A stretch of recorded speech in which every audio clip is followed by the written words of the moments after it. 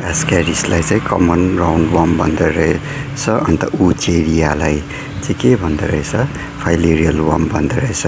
अन्त यो दुईटा चाहिँ हेल्मिन्थ्स ग्रुपको अन्डरमा आउँदो रहेछ, जसले चाहिँ ह्युमनलाई प्याथोजेनिक हुन्छ, मतलब बिमारी कज गर्छ। एस्क्यारिसले कुन चाहिँ बिमारी कज गर्दो रहेछ, इन्टेस्टाइनमा, एस्क्यारिसले इन्टेस्टाइनमा बिमारी कज गर्दो रहेछ। अन्त त्यो बिमारीको नाम चाहिँ के रहेछ, एस्क्यारियासिस।